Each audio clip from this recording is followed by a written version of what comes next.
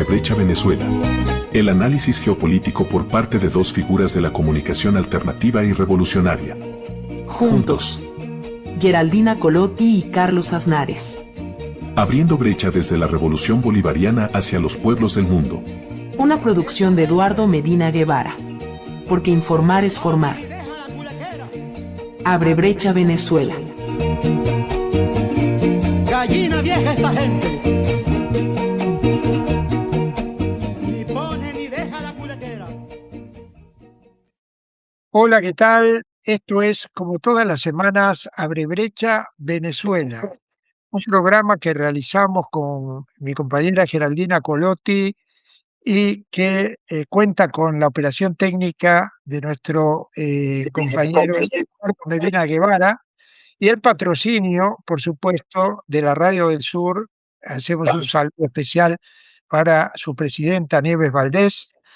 Y siempre, como siempre, decirles que estamos a espera de recibir vuestras sugerencias, vuestras críticas, que son las que de alguna manera sirven para ir haciendo el programa entre todos y todas.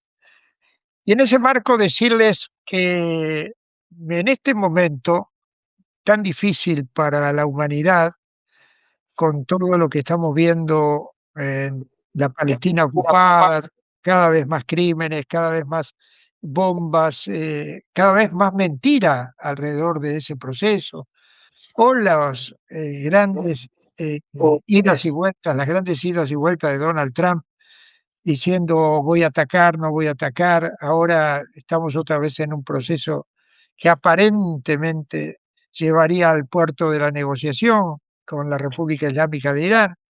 República Islámica que no le da tregua al imperio y que no cae en seguir la agenda del imperio. Pero en ese marco yo quería referirme, Geraldina, a un hecho que tenemos que tomar en cuenta, que está ocurriendo en algunos países de Latinoamérica. Le hace, por ejemplo, Chile y Venezuela, donde gobernantes que llegaron recientemente con el apoyo de votos dentro de la democracia burguesa, no con una gran diferencia con sus contenedores, pero sí lograron vencer en elecciones que en muchos casos son fraudulentas, en muchos casos se usa el aparato del Estado para generar victorias donde no existen claridad, no existe la claridad como para definir si es una victoria o es realmente un robo lo que se ha hecho. Pero en el caso de Chile y Bolivia, a poco de gobernar, ya los índices de las encuestas y también el índice de la calle, el calor de la calle, están diciendo que estos gobernantes han perdido ese momento de popularidad que tuvieron y de aceptación que tuvieron en los primeros días de la victoria. Fíjate que Kast, José Antonio Kast, que está haciendo una tras otra dentro de un marco de... ha caído en su popularidad prácticamente hasta el 21%, muy rápidamente. O sea, no ha alcanzado a cubrir por lo menos 6 meses de gobierno, que es lo que más o menos se calcula, donde se hacen o no se hacen las mejores y las peores cosas, y ya está el clima de la calle muy encrespado, hay movilizaciones, hay huelgas, hay reclamos por los derechos humanos, hay reclamos por la política de acoso a la inmigración. Eso es el caso de Katz. El caso de Rodrigo Paz en Bolivia lo hemos visto recientemente, donde hubo toda una cadena de manifestaciones directamente proceso de insurrección, que no es que solucionó y que se acabó, sino que está como en suspenso. ¿Por qué pasa esto? Porque evidentemente la idea que tienen estos gobernantes al calor del apoyo que les da Donald Trump es que no hay ningún tipo de sutilezas para investir contra los pueblos. Entonces creen que todo se puede hacer y que el castigo a quienes no lo votaron en cada una de sus elecciones es aplicarles mano dura, aplicarles medidas económicas absolutamente ultracapitalistas, generar políticas de desempleo, de despidos, y, y en esta fase nueva, donde el ICE brilla por todo lo alto en Estados Unidos, aplicar también esta caza de brujas contra los inmigrantes, que se continúa con una caza de brujas contra la izquierda, contra los rebeldes, contra los disidentes en cada uno de los países. Esto es un llamado de atención para estos nuevos que están llegando ahora, Keiko Fujimori en Perú, de la Tria en Colombia, donde creen que todo se puede hacer. Total, ellos ganaron la elección. Hay otro dato que ya es un poco más antiguo, pero que también tiene que ver con lo mismo, el caso de Milei. Milei está perdiendo todos los días apoyo. Él avanza, pero ya no le es tan fácil ese avance como le pasaba en los primeros meses de gobierno. O sea, los pueblos se están despertando a su manera, con sus tiempos, con sus agendas. No podemos pedir más porque hay una relación de fuerzas muy diferente entre el opresor y el oprimido. Pero el oprimido empieza a sentir que si no empieza a rebelarse, va a ser oprimido toda la vida. Y esto es lo interesante que está pasando a la luz de la guerra, del imperio sojuzgando a Cuba, Venezuela, a Nicaragua. Hoy vamos a hablar también de Nicaragua sandinista, que es otro de los países acosados, pero yo creo que tenemos que fijarnos también en estos hechos positivos por parte de los pueblos, porque es como estar entendiendo que no se puede vivir todo el tiempo con la bota del imperio encima, que hay que recuperar la dignidad, la autoestima, y hay que pelear, y la pelea se hace, como dicen los compañeros de Panamá, peleando, y peleando en la calle, peleando en la fábrica, peleando en las universidades. O sea, qué sacrificado, que cuesta muchas veces cárcel, incluso hasta perder la vida a algunos compañeros y compañeras. Sí, claro que sí. Lo otro es la mediocridad y el silencio de los corderos. Eso ya se sabe cómo termina también. Cómo termina para mucha gente que no lo soporte y entra en proceso de depresión. No es un misterio para nadie que hay un alto índice de suicidios en la sociedad capitalista, y tampoco es un misterio para nadie que en Israel, en la entidad sionista, todas las semanas se mata un soldado, perseguido por las pesadillas de las brutalidades que han hecho. Entonces, frente a eso, es mucho más digno, mucho más, digamos, apostando a otro mundo posible, rebelarse. Y eso es lo que empezamos a ver poco a poco en algunos procesos. ¿Cómo lo ves? Sí, Carlos, tiene razón. Es muy interesante analizar este tema porque tiene que ver con el miedo y cuando el pueblo empieza a quitarse el miedo.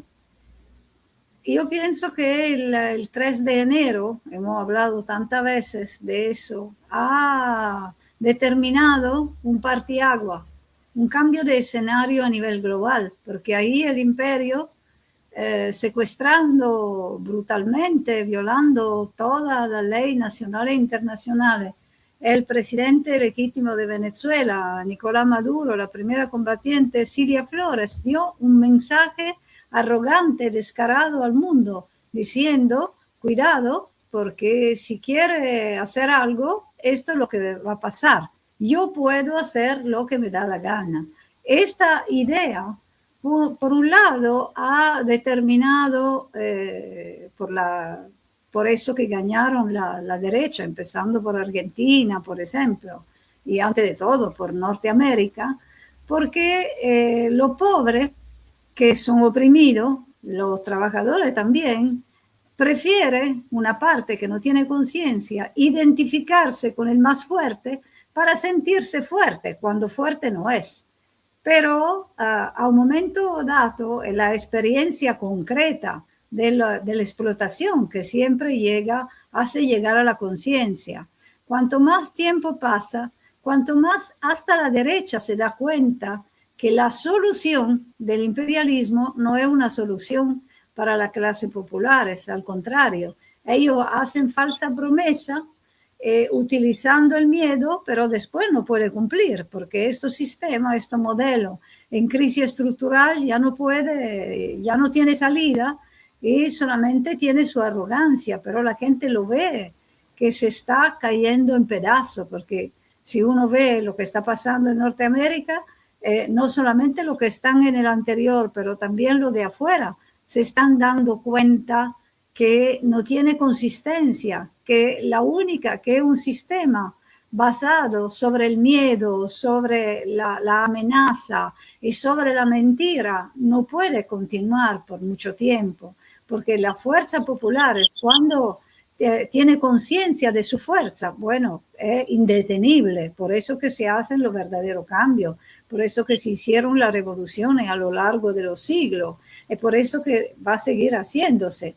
Otro tema más complicado a propósito del miedo es cómo lo utilizan los países capitalistas como Europa, donde los aparatos ideológicos de control son mucho más sofisticados. Nosotros estamos viendo, por ejemplo, ahorita, como Italia con un gobierno fascista, está utilizando el miedo de los migrantes y lo que pasó a Ceuta y Melilla en España, entre España y Marruecos, que no tiene nada que ver con la frontera italiana, no tiene nada que ver con, pero lo está utilizando, pero porque cómo sabe que son en crisis, cómo sabe que el pueblo se ha dado cuenta que está pagando guerra imperialista que no quiere, y que se siguen diciendo que los migrantes son los que llevan el hambre en Italia, toda la propaganda fascista, se está dando cuenta de eso. Ellos utilizan de nuevo el miedo del penúltimo de la cadena contra el último de la cadena, pero lo utilizan de una manera hasta no contextualizada, porque no tiene nada que ver con la frontera, y quiere proponer el modelo de la Albania, donde ya ha habido mucha protesta. Nosotros hemos hablado de eso, ¿no? Del pueblo que a uno de los países que eran en el campo de la socialista, de la Unión Soviética, que lo han destruido por completo, pusiéndole el capitalismo y haciendo que los migrantes de estos países sean bien acogidos para Italia, porque estos migrantes, como los ucranianos, son blancos y son utilizados en contra de los migrantes que son obligados a irse de su país por la bomba, por el hambre, por todo los daños que le hace el mismo sistema capitalista, que después, cuando llegan aquí, le ponen en la cárcel. Italia hizo construir, como sabemos, cárceles especiales por los migrantes en Albania, ¿cómo se dice? En Tirana, ¿no? La hizo construir ahí con un montón de dinero que, por supuesto, ha sido sacado del bolsillo de los trabajadores italianos. Y ahorita quiere imponer este modelo. No le importa que no tenga ninguna raíces racionales su propaganda, pero esta utilización del miedo por fines políticos internos es la misma cosa que Norteamérica siempre ha hecho y que sigue haciéndolo con el tema de los migrantes, porque se sabe que vamos a las elecciones de medio término, que en noviembre, que este país es un país al borde del abismo. porque como los mismos ciudadanos dicen, está bien mal puesto por su contradicción explosiva.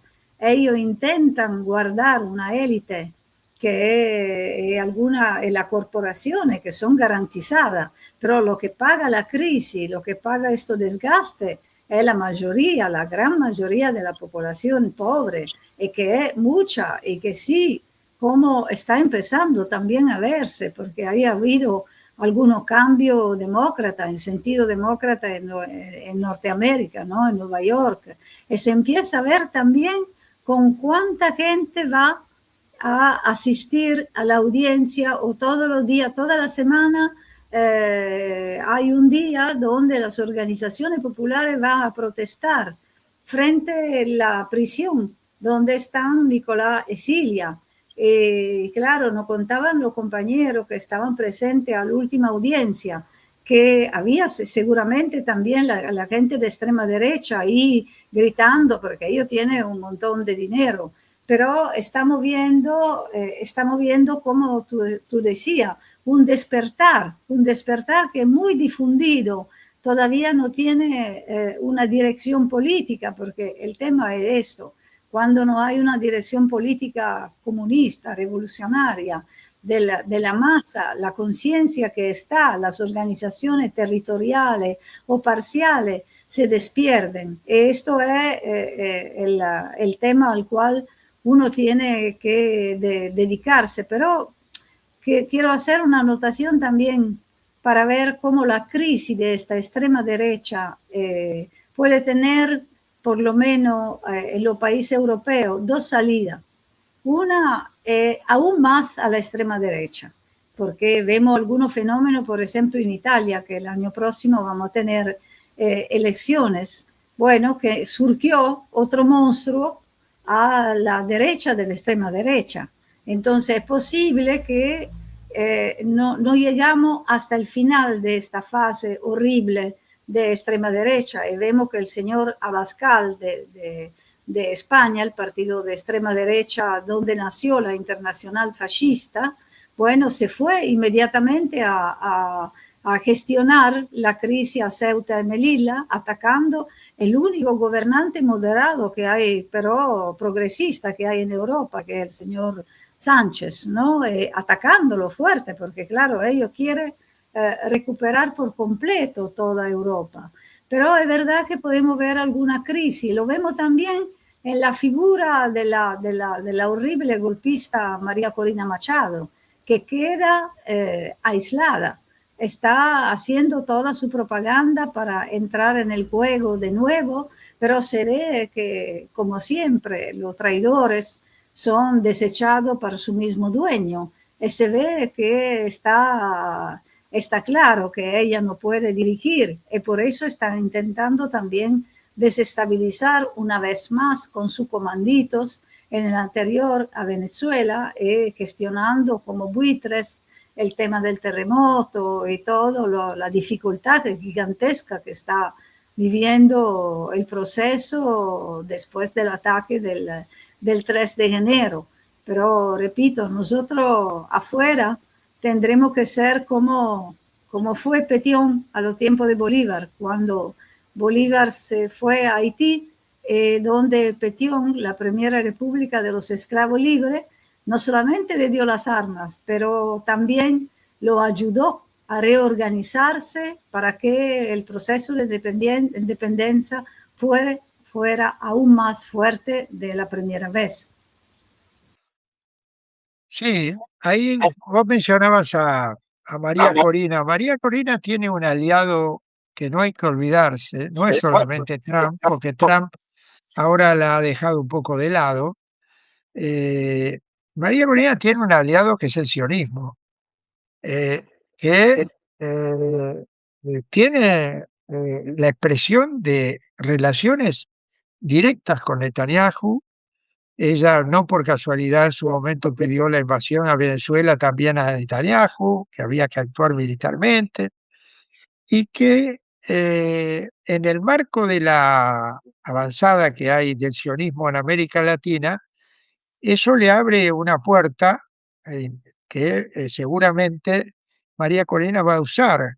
Si a esto le sumamos la presencia con la excusa del terremoto de delegaciones realmente muy, muy vinculadas al sionismo, como es la AIPAC en Venezuela. La AIPAC es el centro de la presión sobre los diputados republicanos y demócratas en Estados Unidos. Es un organismo muy vinculado al Consejo Judío Mundial. María Corina va a picar por ese lado también. O sea, no hay que descartarla como que ya está vencida y se acabó y está aislada solamente. Aislada está porque la ha aislado su propio amo, que es lo que ella no se esperaba. Pero es evidente que tiene, en el marco de las nuevas relaciones que hay con la oposición, ella queda como descartada como persona, digamos. Quizás puedan participar algunos de sus seguidores, pero tampoco se ve claro eso. Eso es un proceso totalmente incipiente, pero sí puede buscar apoyos en el sionismo, que hoy se despliega con una fuerza bastante grande en distintos países del continente. Vos recién mencionabas una cosa interesante, que es que estamos en un proceso donde evidentemente hay fuerzas que parecen que van juntas, pero que en algún momento una está por encima de otra en acentuar el discurso de extrema derecha. Es el caso un poco de lo que ocurre con la entidad sionista y con Estados Unidos. A veces no sabes si es más a la derecha el gobierno de Estados Unidos que el gobierno de Israel o viceversa. En el caso argentino, ya están pensando en la próxima elección del 2027 plantear que va a haber una candidatura de extrema derecha, que es la de Milei, que ya está preparado, incluso ya tiene un candidato a vicepresidente, pero que va a haber otra que está a la extrema derecha de Milei, que es su ex ministra de Seguridad, que además dice que no se presenta en el 2027 porque, para no hacerle sombra a Milei, va a presentarse en el 2031. Fíjate, ya están jugando al 2031. Y esto lo digo porque la derecha es pusilánime, es represora, es siniestra, es hambreadora, pero lo que no podemos decir es que es una derecha idiota. Es una derecha que se prepara y se prepara con tiempo. Todos los procesos que estamos viviendo se han preparado con tiempo. Tiene liderazgos. La izquierda, lamentablemente, está perdiendo los liderazgos y esto va a costar recuperarlo. No es fácil perder líderes como Hugo Chávez, como Nicolás Maduro, o sea, no es. Bueno, Nicolás Maduro no se lo ha perdido, Nicolás Maduro está en prisión, pero está lo han sacado del tablero. Y nos quedan muy pocos líderes de los de antes y tendrán que surgir líderes de las nuevas generaciones para, no solamente líderes, sino programas con esos líderes que apunten a lo principal, que es construir a mediano o largo plazo el socialismo. Porque si no se tiene en concreto eso, la derecha sí tiene programa para 4 años, para 8, para 12, y esto es lo que a veces no queremos ver dentro de nuestro microclima en el que a veces nos encerramos. Así que habrá que pensar en que ya se nos está yendo el tiempo, así que voy a cerrar, pero que habrá que pensar en cómo nos preparamos para contrarrestar estas políticas de la derecha y de la extrema derecha en el mundo, que son similares y que nos agarran muchas veces como golpeados, debilitados, y a veces es difícil no caer en el discurso del derrotismo, cosa que hay que evitar sobre todas las cosas. Bueno, se nos fue el tiempo y vamos a dar paso ahora sí a nuestro invitado de hoy.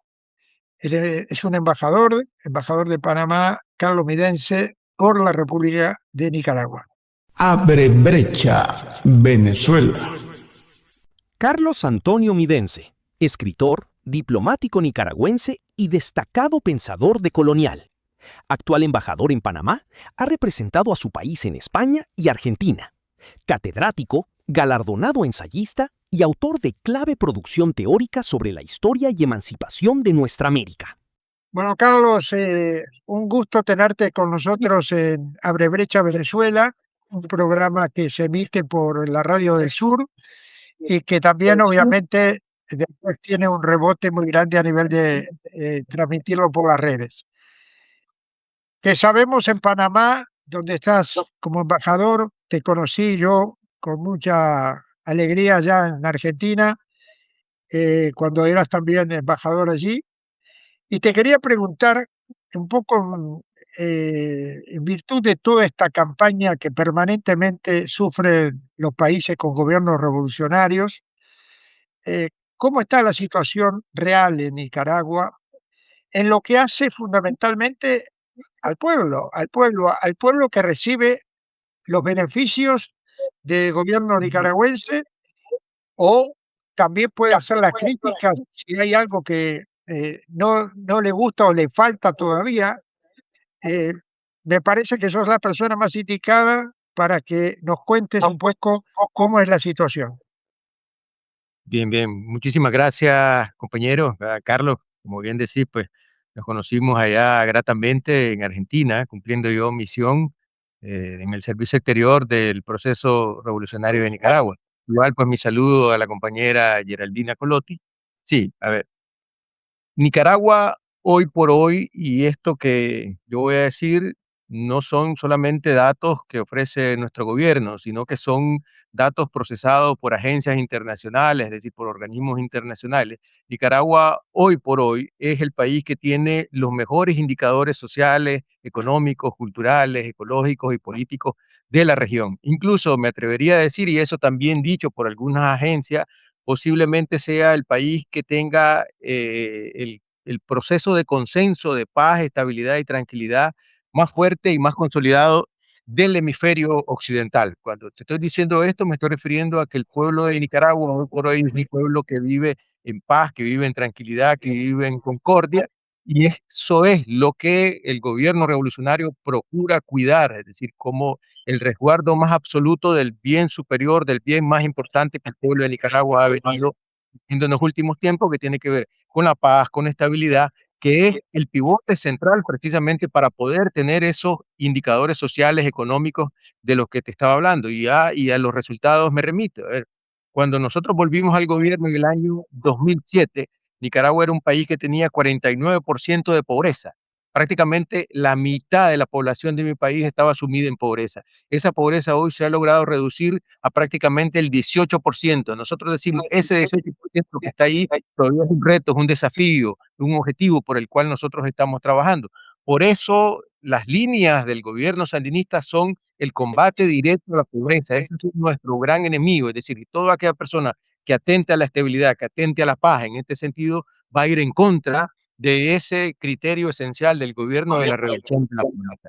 Te voy a dar otro dato. Cuando nosotros volvimos al gobierno, teníamos las pistas, la infraestructura más deteriorada de la región, posiblemente del continente. Era un país literalmente intransitable. Hoy por hoy, los organismos internacionales y las agencias o bancos especializados como el BCE, que es el Banco de la Región Centroamericana, certifica que Nicaragua hoy por hoy tiene la mejor infraestructura de la región. Ocupamos el lugar número 5 en todo el continente como el país que tiene la mejor infraestructura. Y estoy hablando de infraestructura pública, gratuita, es decir, que el pueblo nicaragüense la goza, bueno, porque es parte de la redistribución y la distribución equitativa que el gobierno sandinista ha procurado fomentar. Eso en términos materiales, en términos también de producción de alimentos. Nicaragua es autosuficiente en la producción de alimentos. Nicaragua también es autosuficiente en la producción de energía. Es más, hemos cambiado la matriz energética del país, hemos conseguido consolidar una de las matrices energéticas, digamos, más limpia de la región. Casi el 80% de la energía que se produce en mi país es energía limpia, que viene del viento, que viene del sol, que viene del agua, que viene de la geotermia y viene obviamente también de la biomasa. Y a la par, como te decía, hemos conseguido que el 95% de los alimentos que consumimos los nicaragüenses sean productos que nosotros producimos y que por lo tanto también nos permite eso exportar al mercado regional, al mercado centroamericano, e ir poco a poco abriendo brechas en lo que es el comercio internacional. Por ejemplo, otro dato que no lo vas a encontrar en ningún medio corporativo, en ningún medio que está al servicio de política imperialista. Nicaragua pasó del lugar número 92 de uno de los países más desiguales del mundo con relación a la brecha de desigualdad de género a ocupar el lugar número 5 hoy. Eso lo dice el Foro Económico Mundial, la dicen las agencias. Es decir, ¿por qué? Porque tenemos una legislación prácticamente de avanzada, de vanguardia en el mundo que permite y que fomenta la participación de la mujer en todos los espacios públicos. Es decir, estoy hablando en la economía, en la cuestión política, en la cuestión cultural, en la cuestión educativa. Es más, te voy a dar un dato que esto ha sido reflejado también por algunos compañeros expertos. Han demostrado que los estudios que, por ejemplo, hacen esas agencias especializadas con relación a la reducción de la brecha de desigualdad de género en mi país, no tomen en cuenta dos variables, que es la participación de la mujer nicaragüense en la economía nacional y la participación de la mujer nicaragüense en la educación. ¿Por qué dicen los compañeros que no toman en cuenta esas variables? Bueno, posiblemente porque si se toman en cuenta esas variables, Nicaragua pasaría del quinto lugar al lugar número 1 y muchas veces al eurocentrismo, ¿verdad? A los países centrales, no les gusta que países como nosotros, ¿verdad? Les dé lecciones, porque las lecciones según les gusta darlas a ellos, ¿no? Entonces, eso yo creo que es a resumidas cuentas realmente gran parte de los grandes logros que Nicaragua ha tenido sobre la base del modelo que el gobierno sandinista ha implementado en estos años de gobierno. Y eso es lo que nosotros cuidamos. Bien, o Carlos, tenemos 2 Carlos hoy, entonces, Ah, sí, sí, sí, claro, mis tocayos. Sí. Carlos se está multiplicando hoy. Bueno, gracias por aceptar la invitación. Gracias también por hablarnos de nuestra querida Nicaragua sandinista. Hemos asistido con mucha emoción al homenaje por el día de la revolución victoriosa, ¿no? Y escuchando también los discursos de los 2 copresidentes y el comandante Daniel, hizo a un momento un balance muy útil, por lo que tiene oreja para entender, y además habló de los límites de la democracia burguesa de alguna manera, ¿no? Hablando de elecciones, pero todo esto obviamente ha sido tergiversado por los grandes medios hegemónicos occidentales. Yo quiero, por favor, que tú nos expliques de una manera muy sencilla por los europeos, sobre todo, que es donde se entiende menos, ¿no? O y sobre todo, ¿cuál ha sido, desde tu punto de vista también, la lección principal que se ha tenido desde la gran estafa que hicieron con Washington para acabar al inicio con la revolución sandinista? Gracias. Bien, perfecto. Bueno, muchísimas gracias. Realmente es importante eso que acabas de mencionar, porque es a ese público que también nosotros queremos llegar, ¿no? Para determinar con la verdad absoluta lo que el comandante Daniel dijo y el proceso que se está abriendo para consolidar precisamente valga la redundancia, nuestras instituciones democráticas en Nicaragua. El comandante Daniel lo que dijo ahí es que van a haber elecciones y recientemente lo dijo en un nuevo discurso, es decir, sí van a haber elecciones, pero elecciones soberanas. Es decir, eso lo que está diciendo él allí es, bueno, vamos a profundizar un proceso de instauración en el sentido democrático de la promoción de elecciones libres, auditables y transparentes, que el propio sandinismo las instauró en Nicaragua en 1984. Es decir, con eso lo que nosotros estamos haciendo es consolidar y profundizar un proceso de elecciones libres, soberanas, auditables y transparentes, ¿no? En donde son los propios nicaragüenses los que dirimen al final quienes quieren que los gobiernen, en ese sentido, quienes quieren que lleven las riendas del proceso social, económico, político y cultural de Nicaragua. El comandante Guillén lo que dijo ahí fue que personas que trató de decir y que lo ha venido explicando también el presidente de la Asamblea Nacional, que es el que tiene a cargo, digamos, el impulso de estas reformas democráticas dentro de la institución. Bueno, lo que él dicho es que ahí no pueden participar personas, como en cualquier país del mundo, ¿no? Que han participado en intentos de golpe de Estado, en intentos de desestabilización, que han promovido incluso sanciones unilaterales y arbitrarias en contra del proceso nicaragüense y que por lo tanto tiene en el fondo pues la idea de causar dolor y causar daño al pueblo de nicaragüense, es decir, de desestabilizar el país. Y eso en el fondo es ponerle coto a un hito histórico funesto en la historia de mi país. ¿A qué me estoy refiriendo? Es decir, siempre ha existido, digamos, en el caso de Nicaragua, en el caso de los países también del continente norteamericano, figuras, ¿verdad? Que siempre tratan de, según ellos, cuando no pueden optar, digamos, al gobierno de la forma democrática, optan pues por pedir ayuda a la intervención extranjera, sanciones, es decir, eso ha sido histórica perversa en nuestro país. Entonces, lo que nosotros estamos haciendo es ponerle un freno precisamente a un hito histórico perverso dentro de la política de país.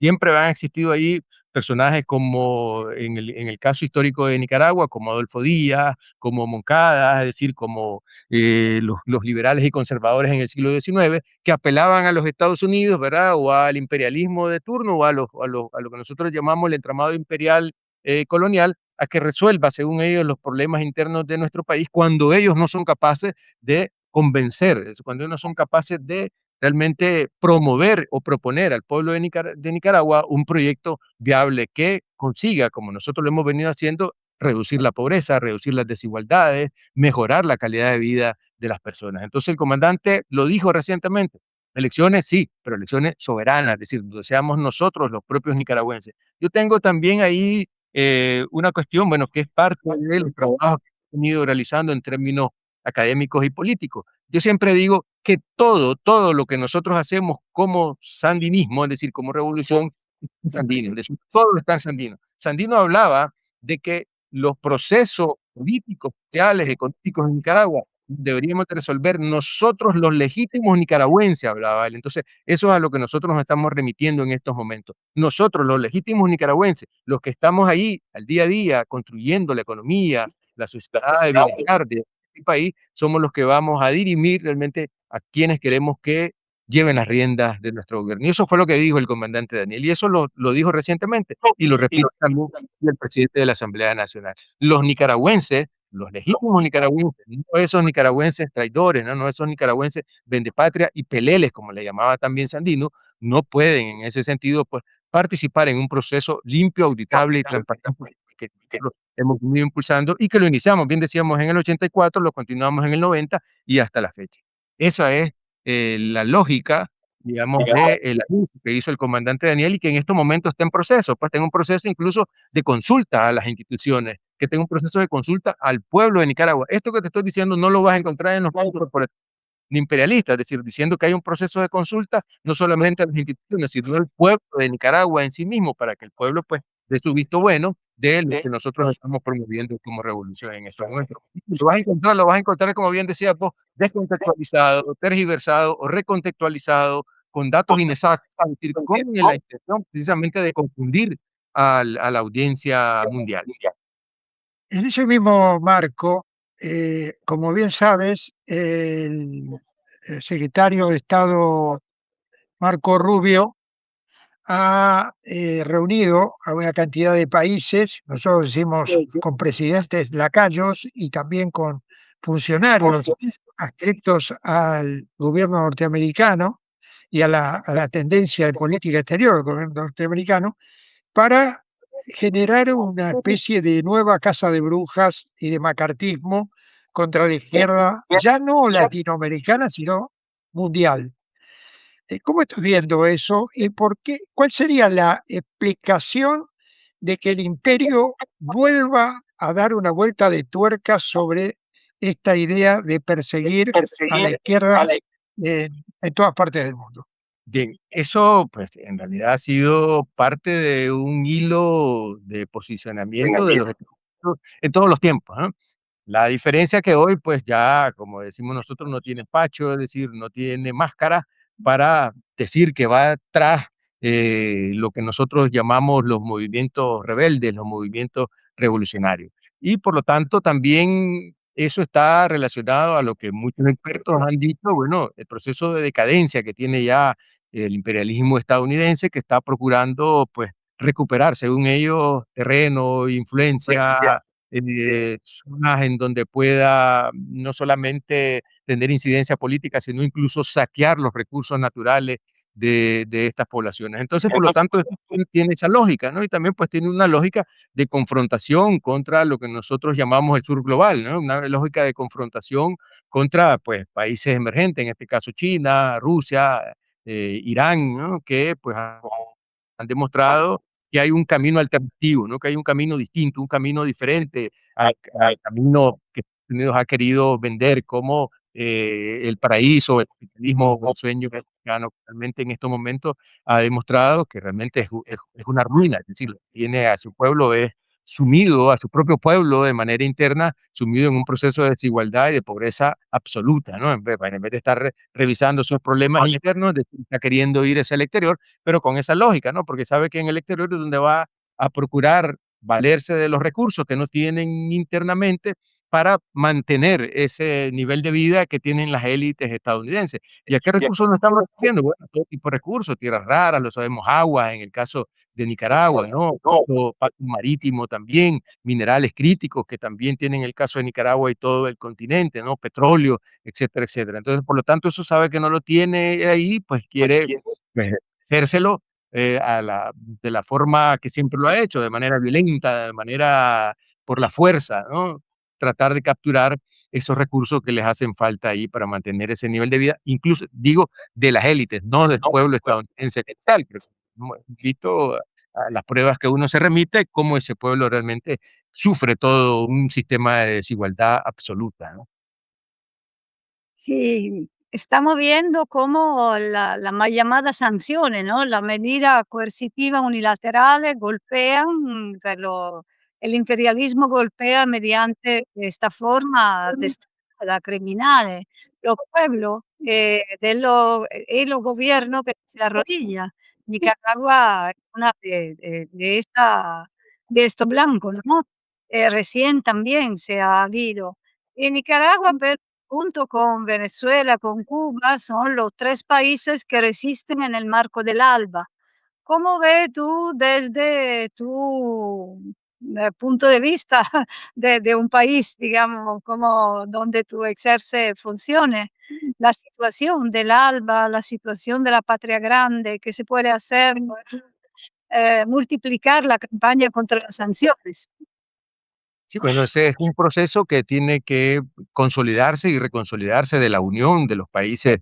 Tienen movimientos revolucionarios, movimientos progresistas, como en el caso de Nicaragua, como bien mencionaba, Cuba, Venezuela, Bolivia, es decir, todos estos países que tienen, digamos, esa efervescencia revolucionaria, pues lo que hay que hacer es consolidar, obviamente, la unidad. Es algo que se ha venido repitiendo, pues, desde tiempos inmemoriales, es decir, desde Bolívar mismo, ¿no? Hablaba de lo único que nos puede salvar realmente es la unidad, es decir, frente a los imperialismos de turno. En ese momento, pues ya los Estados Unidos sabíamos que venía pujando y sabemos que es en estos momentos, pues el hegemón que trata siempre de tratar de subordinar y controlar a países o a gobiernos o a procesos revolucionarios, que como bien decías vos, procura siempre elevar su umbral de autonomía. Es decir, nosotros lo que hacemos como movimiento revolucionario, como sandinismo, es decir, como proceso de transformación, es procurar elevar nuestro umbral de autonomía y de soberanía. Es decir, porque ahí reside el hecho de que nosotros podamos echar manos de nuestros recursos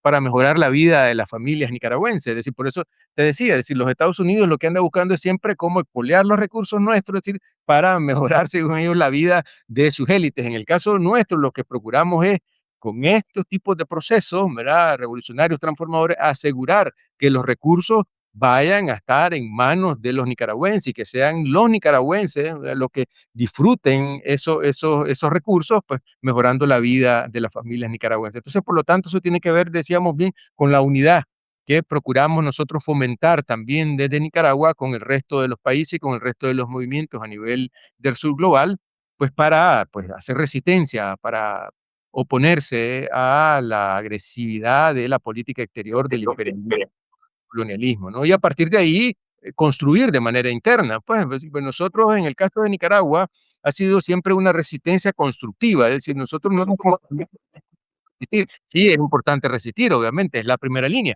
pero a partir de la resistencia también construir de manera interna, que era lo que te decía, a los avances y los logros que estábamos mencionando al inicio, y eso se debe al modelo implementado por el comandante Daniel y desde luego por la compañera Rosario, que son los que lideran ese proceso de transformación, quiénes son los que lideran ese modelo de políticas públicas que, insisto, ha mejorado la calidad de vida del pueblo nicaragüense. Una de las cosas que llama la atención en Nicaragua, cuando uno ve las manifestaciones, los actos, o cuando visita Nicaragua, es la participación activa de la juventud. Ha habido como un trasvasamiento generacional muy fuerte en Nicaragua, cosa que a veces no se da tanto en otros países, ¿verdad? Hay mucha gente joven reivindicando el pasado, la memoria histórica. Ya son una buena cantidad de años de proceso revolucionario. Incluso en algunas entrevistas que hemos hecho, tienen un nivel de formación política que realmente sorprende, llama la atención, ¿verdad? Porque no se dan todos los procesos. Esto es lo interesante. ¿Cómo lo ves a eso? El aspecto de la juventud en la revolución. Sí, sí.